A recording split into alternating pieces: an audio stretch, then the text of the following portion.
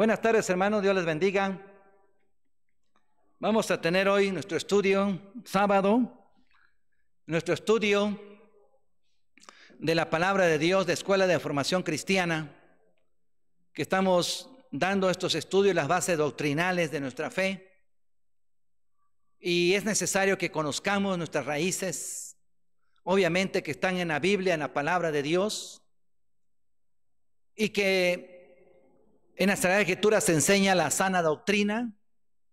Todo aquel que tiene un conocimiento pleno, tanto del Antiguo y Nuevo Testamento, pues puede tener un conocimiento amplio de las doctrinas de la Sagrada Escritura, de la palabra de Dios. ¿Qué nos dice la Sagrada Escritura acerca de Dios? ¿De quién es Dios? Su naturaleza, su persona, de ese Dios trino todopoderoso. Pero también, además, la historia sagrada del Antiguo y Nuevo Testamento también nos trae grandes enseñanzas en nuestra vida cotidiana, en nuestra vida cristiana. Y pues estuvimos viendo, hermanos, los 5 temas importantes de nuestra sana doctrina, como fue que vimos en primer lugar la depravación total, basada en Romanos 1, Romanos 2 y 3. Esos 3 capítulos mencionan que todos somos pecadores y que no hay justo ni aun uno, todos se apartaron de Dios. Pero también otros textos de la Biblia, como Romanos capítulo 5, también nos enseñan que el pecado de nuestros primeros padres nos fue transmitido a todas las generaciones. Además, que los niños, los bebés, ya nacen con esa naturaleza pecaminosa, porque recibieron la herencia de Adán y Eva. Así que tanto los niños como los adultos necesitan de Jesucristo, necesitan de Dios. Y todas las partes del alma y del ser humano fueron contaminadas por el pecado. Su razón fue contaminada, su voluntad fue contaminada por el pecado. Así que el hombre es impotente para buscar a Dios. No puede buscar a Dios porque está muerto espiritualmente. Hay una fractura entre Dios y el hombre por causa del pecado.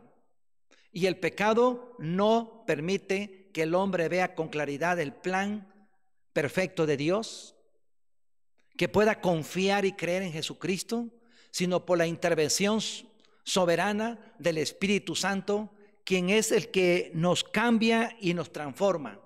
Voy a leer una porción de las Sagradas Escrituras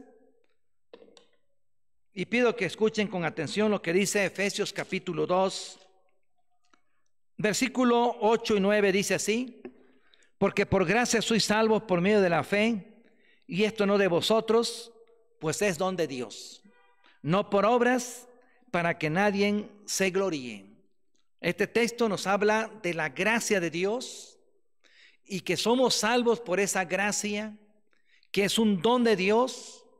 No es porque el hombre tenga la capacidad de buscar a Dios, de creer en Dios por su propia voluntad, porque su voluntad está contaminada por el pecado.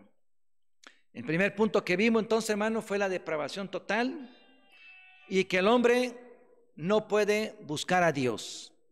El segundo punto que vimos es la elección incondicional, la elección eterna de Dios. ¿Y qué significa? Que Dios antes de la eternidad, antes de la creación, nos eligió para ser hijos suyos. Nos eligió para ser parte de la iglesia de Jesucristo. ¿Por qué incondicional? Porque Dios no nos elige por nuestras buenas obras, sino por gracia, por su misericordia, por su amor, nos elige. Como dice Deuteronomio 7, 6 y 7, que habla al pueblo de Israel cuando Dios los escogió para ser pueblo santo de Dios, dice: yo los elegí por ser ustedes los mejores entre todas las naciones, porque eran de los peores. Era insignificante ante todas las naciones, pero yo los elegí por amor, dice, por gracia. Entonces, así en el Nuevo Testamento, hablando de la iglesia de Jesucristo, dice Pablo a los Efesios capítulo 1, versículo 4, 5, 11, dice que nos escogió, nos eligió antes de la fundación del mundo para ser santos. No es porque nosotros decidimos seguir a Dios, sino fue porque el Señor nos eligió para que nosotros fuéramos cristianos. Si tú eres cristiano y formas parte de la iglesia de Jesucristo, fue por la misericordia y la gracia de Dios. No es porque tú hayas querido ser cristiano, sino fue Dios quien decidió que tú fueras cristiano. Y ahí en San Juan, voy a leerles.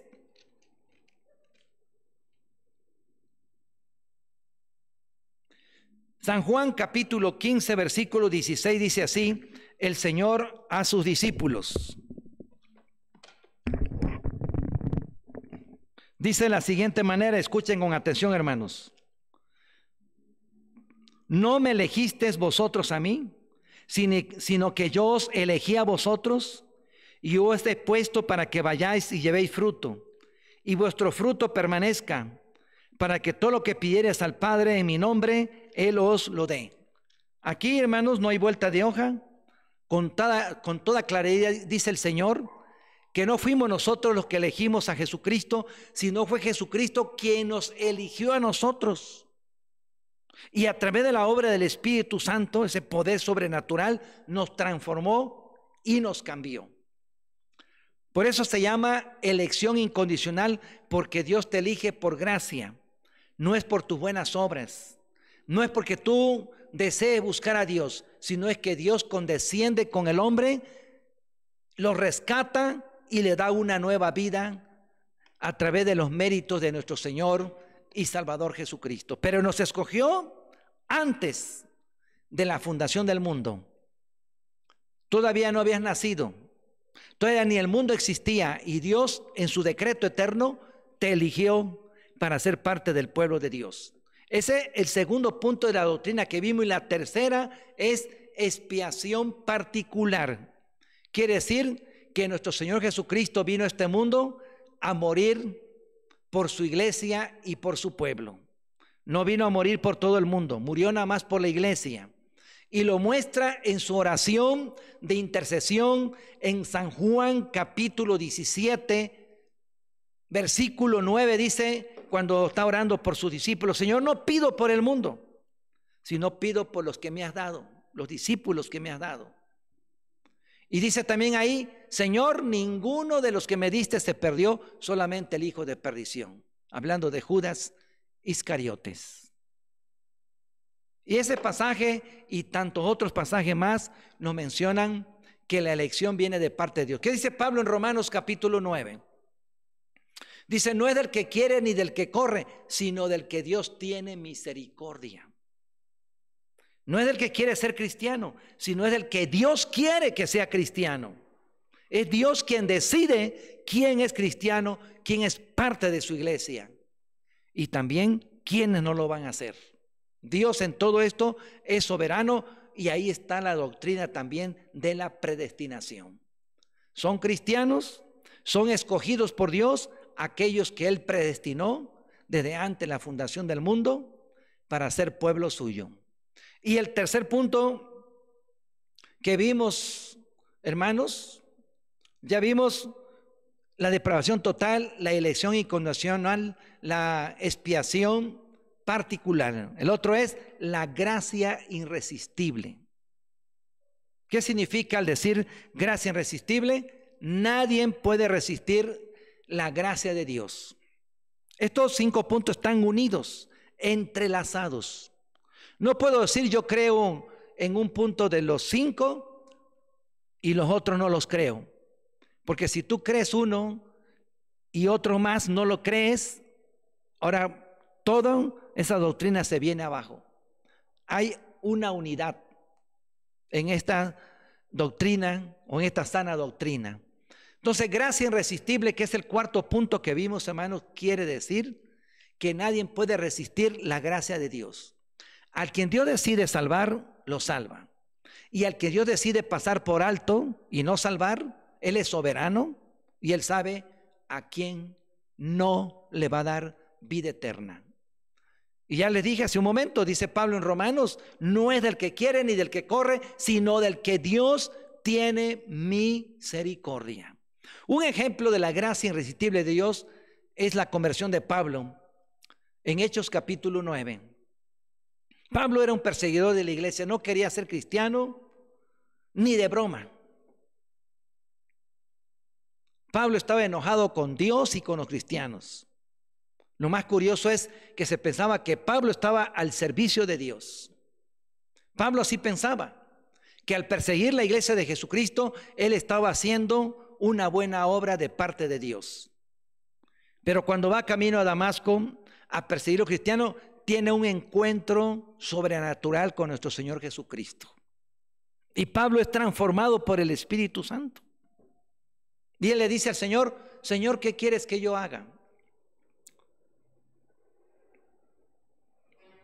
Y el Señor le dice, entra a Damasco y ahí se te va a decir lo que vas a hacer. Eso es algo maravilloso.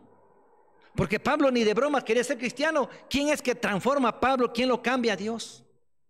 ¿Quién lo eligió ante la fundación del mundo? Como él mismo lo dice, fue Dios. Fue Dios quien decidió que él fuera cristiano. No fue Pablo que decidió ser cristiano, porque él no quería nada con el cristianismo. Él odiaba a los cristianos. Pero el Señor lo transforma, lo cambia, le da una nueva teología, una nueva doctrina que encontramos en el Nuevo Testamento. Es más, Pablo es el que más escribe en el Nuevo Testamento como ningún apóstol. Y así lo dice en 1 Corintios 15. ¿Qué dice él? Yo no soy digno de ser apóstol, porque perseguí la iglesia de Dios, pero por la gracia de Dios soy lo que soy. Y su gracia no es en vano conmigo. Así que nadie puede resistir la gracia de Dios, pues se llama gracia irresistible. Nadie la puede resistir. Podrá haber una persona que diga, yo no quiero ser cristiano, pero si Dios le pone la mira de su gracia y su misericordia, lo va a transformar. Y el Señor va a dar a través del Espíritu Santo los medios para que esa persona se convierta a Dios y sea transformado por el Espíritu Santo. Así como Pablo, y a través de la historia de la iglesia cristiana, tantos enemigos de Jesucristo se han convertido a Dios. Han sido transformados por la obra del Espíritu Santo. Y el quinto punto que vimos es la perseverancia de Dios, o la perseverancia de los santos. Entonces, amados hermanos y amigos, ¿qué significa este quinto punto? De que los creyentes en Jesucristo, a quien Dios los ha hecho cristianos, no pierden su salvación. Se pierden los que ya están perdidos. ¿Qué dice el Señor Jesucristo en San Juan capítulo 10? Mis ovejas oyen mi voz y me siguen. Dice, nadie las puede arrebatar de mis manos. Dice, mi Padre es mayor que todos y nadie puede arrebatar las ovejas de las manos de mi Padre. No, Satanás no puede hacer nada. Así haga fiesta, haga misa, no puede arrebatar al verdadero creyente, al verdadero cristiano, de las manos de Jesucristo, de las manos de Dios. Y Pablo, hablando sobre el mismo tema, ahí mismo en el capítulo 8, capítulo 9, dice, ¿quién nos separará del amor de Cristo? Tribulación, angustia, guerra, terremoto, espada. Dice, ni lo alto, ni lo bajo, ni lo profundo, ni la guerra, nada nos puede separar del amor de Dios que es en Cristo Jesús. Entonces, amados hermanos, la salvación no se pierde. Porque además, como dice Efesios capítulo 4, versículo 30, dice, no contristéis el Espíritu Santo de Dios, con el cual fuiste sellados para el día de la redención. ¿Podrá alguien quitar el sello del Espíritu Santo? Jamás. El diablo no puede quitar ese sello de Dios que está en cada creyente que forma parte de la iglesia de Jesucristo. La salvación, amados hermanos y amigos, no se pierde, porque lo que Dios da, no lo quita. Lo da para siempre. Y hablando de estas doctrinas que tuvieron un gran avivamiento, hermanos, en el siglo XVI, De estas doctrinas de la salvación y de la gracia se habían olvidado en la edad medieval. San Agustín en la época medieval, en el siglo V, le dio relevancia a estas doctrinas que hemos mencionado. Y en el siglo XVI, quien le dio orden a estas doctrinas, que por la obra del Espíritu Santo enseñó esta doctrina, fue el reformador Juan Calvino. Juan Calvino fue en ese siglo XVI que a través de todos sus escritos, pero en especial del libro La institución de la religión cristiana, ahí él enseña en toda su magnitud las doctrinas que hemos mencionado. Y obviamente en ese libro se puede considerar como una teología sistemática, enseña de una forma ordenada las doctrinas, todas las doctrinas de la Sagrada Escritura del Antiguo y Nuevo Testamento, comenzando con las Escrituras. Y el método que sigue Juan Calvino para enseñar las doctrinas bíblicas es el credo apostólico. Ya ve que comienza enseñando acerca del Padre, luego del Hijo, luego del Espíritu Santo, luego de la Iglesia, etcétera. Él en ese libro, La institución de la religión cristiana, enseña todo lo que es la sana doctrina. Y hablando del siglo XVI, fue uno de los grandes avivamientos de toda la historia.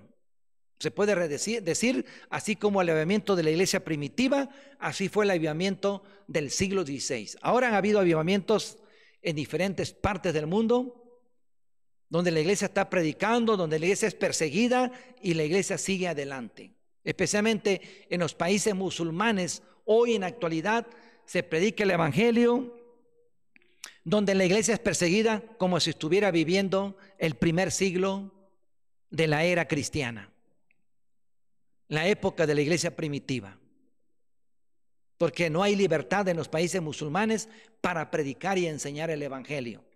Sin embargo, la iglesia ha crecido en más de 20 países musulmanes, más de 20 países árabes, porque nadie puede detener la obra del Espíritu Santo. Nadie puede detener el poder sobrenatural de Dios a través de la proclamación del Evangelio de Jesucristo. ¿Por qué menciona al reformador Juan Calvino?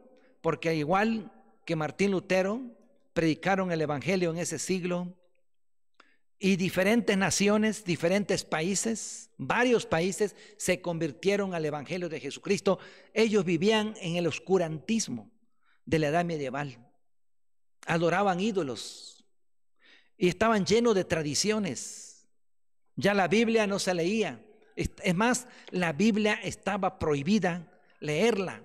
Solamente los altos clérigos tenían derecho de leer la Biblia en latín, pero todo el pueblo estaba viviendo en oscuridad, no podía leer la Biblia. Esta fue una contribución del siglo XVI, que la Biblia fue traducida al idioma del pueblo. ¿Qué hizo Martín Lutero? Tradujo la Biblia del idioma griego, el Nuevo Testamento, al alemán.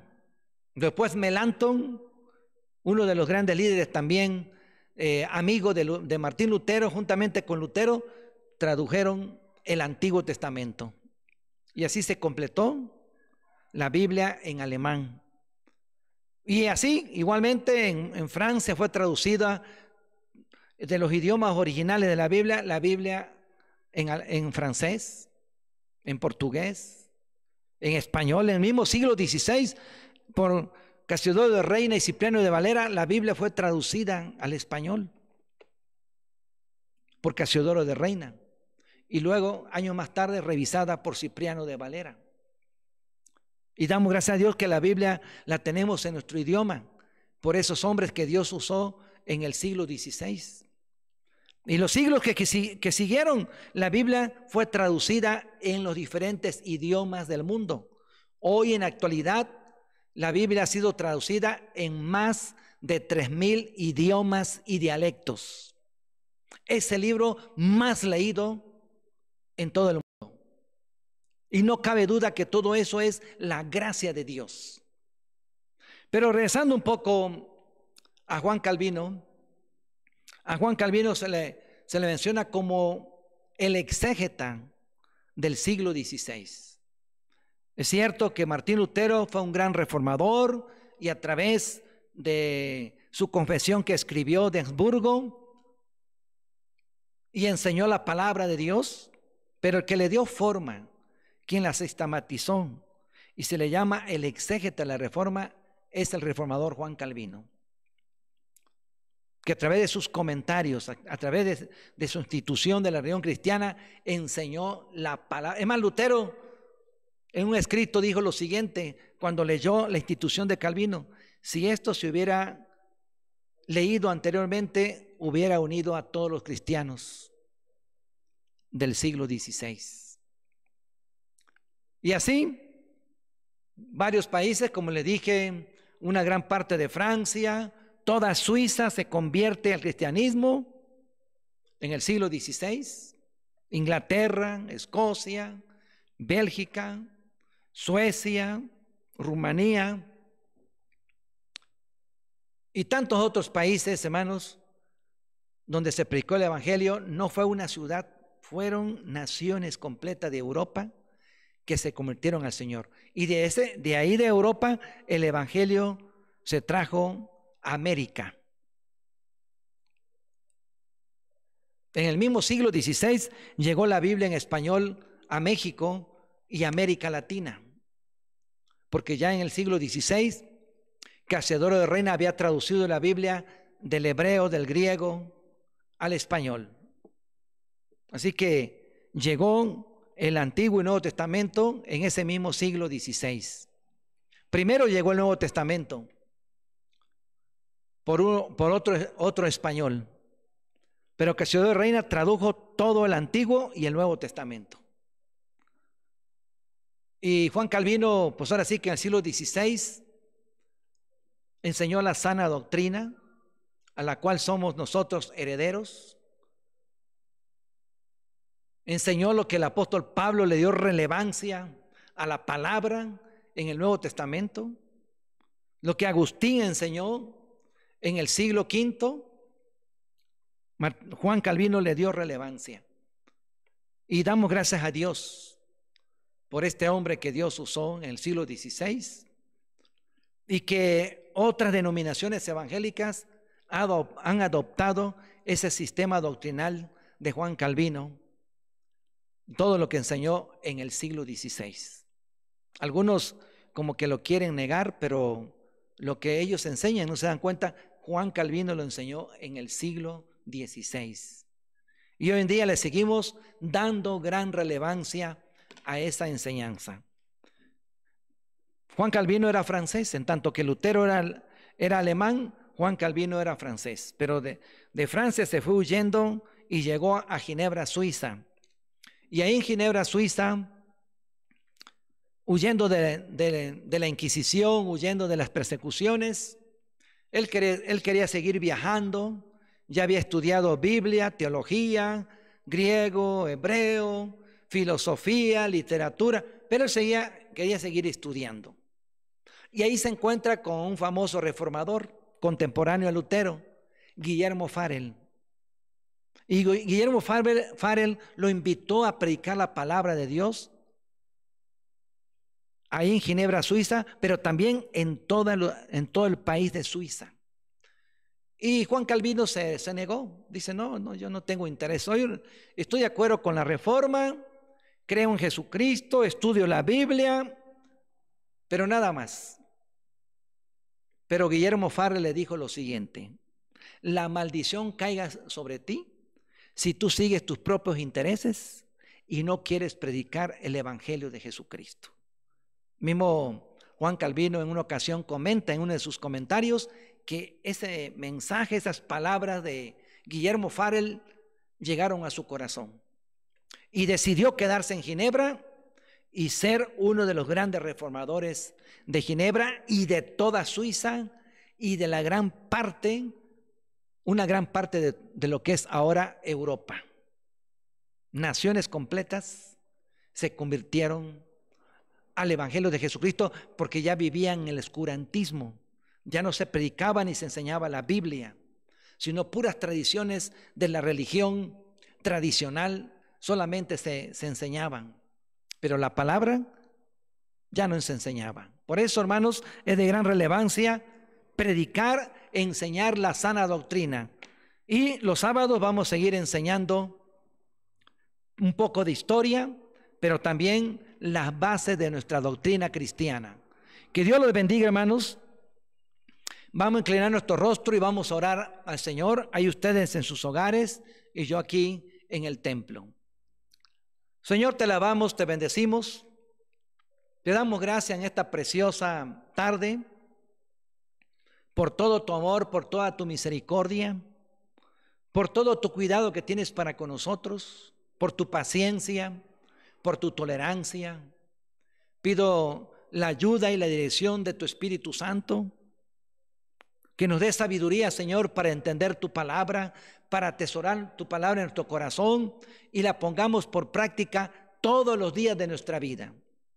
Bendice, Señor, los hogares de la Iglesia Jesús el Buen Pastor, de la misión Maranata de Tutitlán, de la congregación Maranata de Coyotepec. Toma en tus manos a cada uno de los hermanos que están trabajando allá, como el hermano Ricardo, Señor, con su esposa en Coyotepec. Nuestro hermano Pablo y su esposa, Señor, en Tutitlán. Úsalos, Padre Santo. Toma en tu mano la vida y la marcha de la iglesia y todas las actividades, Señor, que en todo te honremos. Perdona, Señor, en todo lo que te fallamos y todas las cosas que no hemos hecho de acuerdo a tu voluntad. Te pido, Señor, también por todos los enfermos de la iglesia, que tengas misericordia de ellos. En el nombre de Cristo Jesús te lo ruego, Padre bendito. Amén. Amén. Amén. Hermanos, Dios les bendiga. Y mañana domingo los esperamos a las 10 de la mañana para que estén sintonizados con nosotros y se unan a nosotros en adoración a nuestro Dios, en el culto de alabanza y adoración a Dios. No se les olvide que mañana es un culto especial enfocado a los niños de la iglesia. Dios les bendiga y que pasen una bonita tarde, hermanos.